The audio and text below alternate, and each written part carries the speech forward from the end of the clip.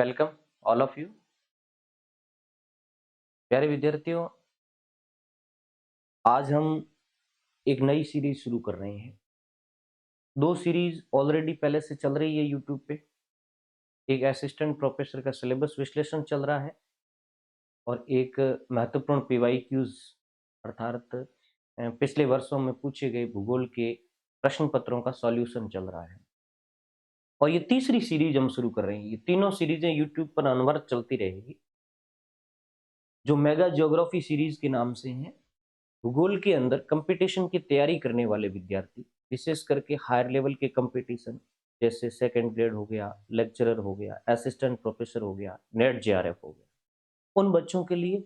और दूसरा जो यूजी और पीजी में पढ़ने वाले बच्चे हैं, उन बच्चों के लिए ज्योग्राफी के कई ऐसे चैप्टर है या फैक्ट है जिनको हम सीधा पढ़ करके बुक से समझ नहीं सकते, उस पर समझ विकसित करनी पड़ती है। और जब उस चैप्टर पर समझ विकसित हो जाती है तो उसके बाद उस चैप्टर से उठने वाले प्रश्नों को हम बहुत ही आसानी से सॉल्व कर सकते हैं। ये बिल्कुल छोटी सी क्लास है, 8 से 10 मिनट की क्लास है, और हम इस सीरीज के हर चैप्टर के अंदर ऐसे भूगोल के महत्वपूर्ण चैप्टरों पर डिस्कस करेंगे। तो आज जो हमारा चैप्टर है वो है भूकंपीय छाया क्षेत्र। हम सब जानते हैं, पढ़ा भी है हमने फिजिकल ज्योग्राफी में, कि भूकंपीय छाया क्षेत्र एक विशिष्ट एरिया, एक विशिष्ट क्षेत्र होता है पृथ्वी पर जहां किसी भूकंप की तरंगे नहीं पहुंच पाती है। तो आज मैं आपको डायग्राम के द्वारा ये समझाने की कोशिश करूंगा कि क्यों किसी भी क्षेत्र पर भूकंप की तरंगे नहीं पहुंच पाती है, कौन सी भूकंप की तरंगे नहीं पहुंच पाती है, किस तरंग का कितना छाया क्षेत्र होता है, यानी उसका एंगल कैसे निकाला जाता है, उस भूकंपीय छाया क्षेत्र से क्या आइडिया लगाया जा सकता है, उससे संबंधित क्या प्रश्न आ सकते हैं, उससे रिलेटेड मैंने ये चैप्टर आप तक लाने का प्रयास किया है। तो आज का जो हमारा चैप्टर है वो है भूकंपीय छाया क्षेत्र, अर्थक्वेक शैडो जोन।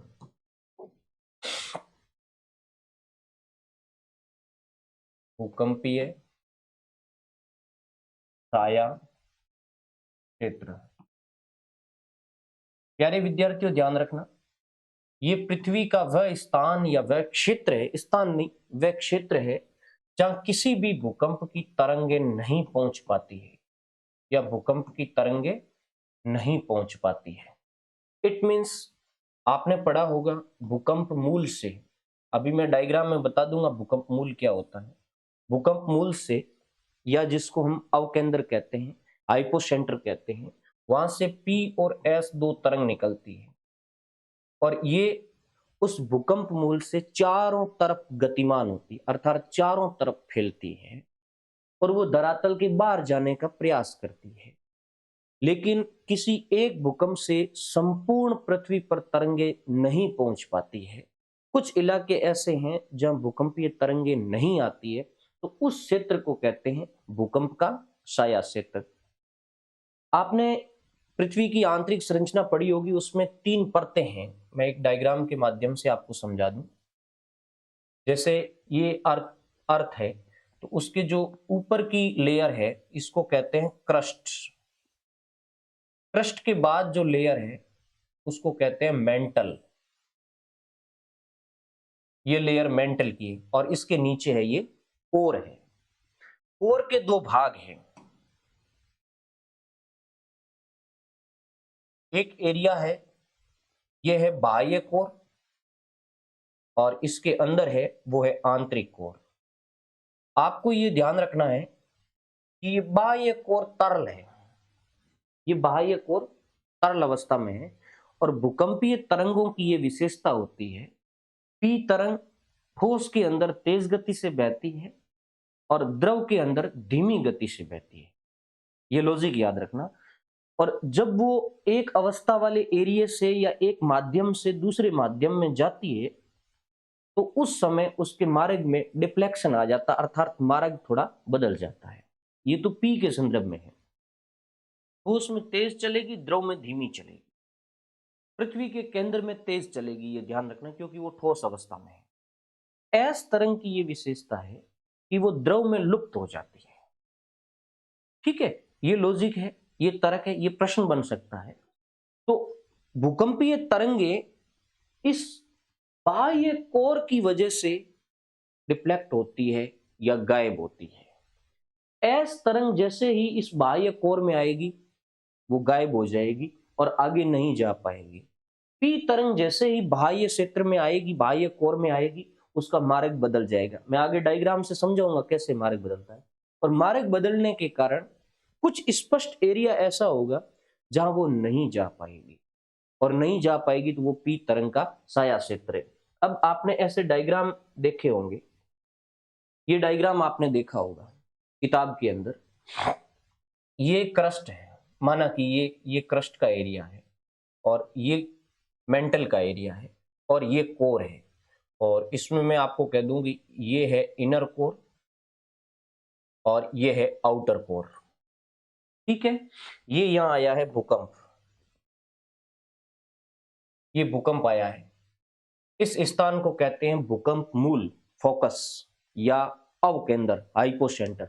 और इसके ठीक ऊपर धरातल पर सबसे नजदीक जो स्थान होगा उसको कहते हैं अधिकेंद्र या एपिसेंटर, जहां भूकंप की तरंगे सबसे पहले पहुंचती है। अब देखो, आपने दो शब्द पढ़े होंगे, पी तरंग का साया क्षेत्र, कहीं कहीं पढ़ा होगा या प्रश्नों के अंदर भी आया होगा। पी तरंग का साया क्षेत्र 103 डिग्री से लेकर के 143 डिग्री है। ये प्रश्न है बड़े एग्जामों का। एनसीईआरटी में 105 डिग्री से 145 डिग्री बताया हुआ है। आप दोनों ही लॉजिक ध्यान रखना, और एनसीईआरटी वाला आए तो एनसीईआरटी को पहले सफिशिएंट मानना है। अब सुनो, एस तरंग के बारे में यह कहा जाता है कि एस तरंग 143 डिग्री या 145 डिग्री से आगे नहीं पहुंच पाती है। ये तो है प्रश्न, ये आपको याद करना है। अब 143, 103 कैसे निकाला जाता है ये मैं आपको बताऊं, और किस तरीके से भूकंप की तरंगे हैं वो उस एरिया में नहीं पहुंच पाती है, ये थोड़ा हम समझ लें। जैसे ये एक यहाँ भूकंप आया है तो इसके चारों तरफ तरंगे निकलेगी, पी भी निकलेगी और एस भी निकलेगी। पहले हम पी से समझ लेते हैं। जैसे ये एक पी तरंग है, ये करव की भांति ये पृथ्वी के बाहर चली गई, इसको किसी ने रोका नहीं, और हल्का हल्का पदार्थों के माध्यम में परिवर्तन आ रहा था तो ये करव बना रही थी, सीधी नहीं जा रही थी। उसके बाद एक तरंग ये आई है जो आंतरिक कोर में प्रवेश नहीं किया है, आंतरिक कोर के बाहर से होती हुई यहां तक आ गई। इसका मतलब इस क्षेत्र तक तो पी तरंग आ रही है, इधर भी आ रही है और इधर भी आ रही है। फिर देखो, एक पी तरंग ये थी, ये यहां आने के बाद इसने कोर में प्रवेश कर लिया, वो वाली कोर में प्रवेश नहीं कर रही थी इसलिए वो करव बना करके सीधी जा रही। ये जैसे ही कोर में आई तो आपको पता ये बाह्य कोर है, और इस बाह्य कोर की प्रकृति होती है तरल। तरल प्रकृति के कारण ये पी तरंगे अपना मार्ग बदलेगी। मार्ग बदलेगी मतलब ये सीधी जाने के बजाय ये देखो यूं आ रही है। आगे बात समझ में, जैसे ये यूं आई तो अब इतने भाग को इसने छोड़ दिया पृथ्वी के अंदर, इसने छोड़ दिया मतलब यहां कोई पी तरंग नहीं आ रही है। फिर ये पी तरंग आगे से यूं डिफ्लेक्ट हुई है, माना कि एक पी का इसने लाइन यूं भी बताया है, लेकिन मैं इसको समझा रहा हूं। ये एक यहां डिफ्लेक्ट हुई, फिर ये इनर कोर के अंदर गई, फिर इनर कोर में जाते ही इसका मार्ग यूं हो जाएगा, क्योंकि इनर कोर ठोस है तो उसकी अचानक गति में बदलाव आया, गति में बदलाव आया तो उसने अपना मार्ग बदल लिया। तो अब ये सीधी जाने के बजाय हल्की यूं डिफ्लेक्ट हुई है। फिर इस एरिया में जाकर के यानी वापस आउटर कोर आया, बाह्य कोर आया, तो हल्का मार्ग इसने और बदल लिया। और फिर जैसे ही बाहर आई तो मेंटल आया, उसका तो पदार्थ की अवस्था बदली, या यूं कहें कि डेंसिटी बदली, तो इसने हल्का सा यूं मोड़ ले लिया और यहां से ये बाहर निकल गई। अब मेरे कहने का मतलब, ये जो दो तरंगे थी जो पैरेलल आ रही थी, एक तो कोर के बाहर से सीधी निकल गई, एक जिसने कोर में प्रवेश किया उसका मार्ग बदल गया। मार्ग बदलने के कारण इस क्षेत्र के अंदर जहां जहां मैं ये कर रहा हूं यहां कोई भी भूकंप की तरंग यानी पी तरंग नहीं आ रही। अभी पी का समझ लें, ये पूरा एरिया है, ये पी तरंग का शैडो क्षेत्र कहलाता है। यहाँ 103 डिग्री का कोण बनेगा। अब आप कहोगे सर ये 103 डिग्री वाला क्या है, क्योंकि ये बच्चों के समझ में नहीं आता कई बार। भूकंप मूल पृथ्वी के केंद्र और जहां पी तरंग अंतिम पहुंच रही है उसके बीच जो कोण बन रहा है, ये हो गया भूकंप केंद्र, ये हो गया आपका पृथ्वी का मूल यानी पृथ्वी का केंद्र, और ये पी तरंग पहुंच रही है। ये जो आप एंगल बनाओगे, ये एंगल, ये 103 डिग्री का एंगल बनेगा। ये 103 डिग्री कोण है। 103 डिग्री के बाद पी तरंग बंद हो जाती है, फिर ये वापस पी तरंग यहां निकल जाती है। देखो ये यहां से आकर के यहां निकल गई। अब इसके आगे जो भी आ रही है वो निकल रही है 143 से लेकर के इधर भी 143 तक निकलेगी। जो सिस्टम यहां बन रहा है पृथ्वी के इस साइड में, वही सिस्टम यहां बनेगा। तो ये जो 103 डिग्री का एंगल है, इससे पहले पहले तो पी तरंग आएगी, इसके बाद पी तरंग नहीं आएगी। फिर ये जो कोण बना रहे हो आप, जहां से वापस पी तरंग निकल रही है, तो ये जो एंगल बन रहा है ये 143 का बन रहा है। अब इस बेल्ट के अंदर यानी 103 से लेकर के 143 तक पी तरंग नहीं पहुंच पाती है। ये पी तरंग का साया क्षेत्र है। और एनसीईआरटी के अंदर 105 से लेकर के 145 भी बताया गया है। ये इस साइड में भी होता है और इस साइड में भी होता है। देखो 103 से लेकर के 143 तक का एरिया, इसमें भी कोई पी तरंग है वो नहीं आती है। ये शैडो जोन रहता है इसका। ये और ये धरातल का ये एरिया है 103 से 143, ये शैडो जोन है। ये तो हो गया पी का। अब यदि अपन बात करें एस की, तो एस तो जैसे ही इनर कोर के अंदर आएगी वो गायब हो जाएगी। अब फॉर द एग्जांपल जैसे एक एस ये आ रही है, तो ये तो इस कोर के अंदर प्रवेश नहीं किया, तो ये सीधी चली जाएगी, मतलब कर्व बनाती हुई चली जाएगी। 103 तक तो एस आएगी, इधर भी 103 तक आएगी एस और इधर भी 103 तक आएगी। लेकिन 103 से आगे ये कोर जैसे ही आएगा तो एस तरंग यहां से गायब हो जाएगी। यहां से गायब हो जाएगी तो इधर भी 103 तक आई। उसके बाद ये पूरा एरिया एस के लिए शैडो रह जाएगा, एस के लिए साया क्षेत्र हो जाएगा। तो 103 डिग्री से लेकर के आगे तक का संपूर्ण एरिया एस के लिए साया क्षेत्र माना जाता है। ये हो गया आपका शैडो। अब प्रश्न क्या है, एक तो पी तरंग का साया क्षेत्र क्या है, एक एस तरंग का साया क्षेत्र क्या है। किस तरंग का साया क्षेत्र बड़ा होता है? याद रखना एस तरंग का साया क्षेत्र बड़ा होता है, जो 103 डिग्री से लेकर के आगे 180 डिग्री तक यह संपूर्ण क्षेत्र होता है। अगला प्रश्न बनता है, साया क्षेत्र क्यों विकसित होता है या साया क्षेत्र का कारण क्या है? तो आप विद्यार्थियों ध्यान रखना, साया क्षेत्र का कारण है पृथ्वी के बाह्य कोर का तरल अवस्था में होना। नंबर एक, एस तरंग का जो सबसे बड़ा रीजन है वो यही है, बाह्य कोर का द्रव अवस्था में या तरल अवस्था में होना।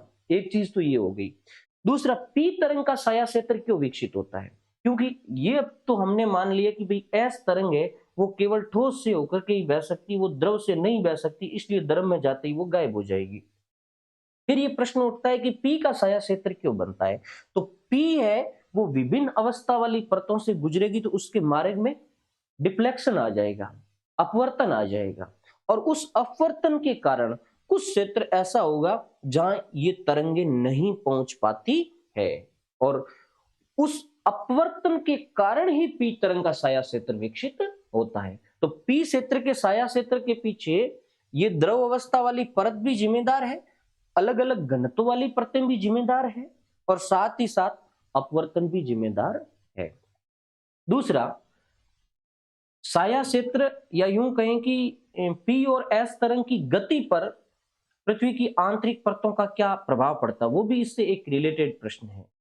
तो याद रखना, ठोस के अंदर कोई भी परत होगी, कोई भी जो तरंग होगी, पी तरंग या एस तरंग में से, ठोस के अंदर वो तीव्र गति से चलेगी और द्रव के अंदर वो मंद गति से चलेगी। तो ये हो गया भूकंपीय साया क्षेत्र। यदि आपको इस साया क्षेत्र से संबंधित कोई डाउट लगता है तो आप मुझे बाय व्हाट्सएप भेज सकते हैं, और या फिर इसी के अंदर आप कमेंट बॉक्स में लिख सकते हैं। धन्यवाद। नेक्स्ट सीरीज के लिए आप इंतजार करिए, ऐसे ही किसी महत्वपूर्ण चैप्टर पर हम नेक्स्ट सीरीज में डिस्कस करेंगे।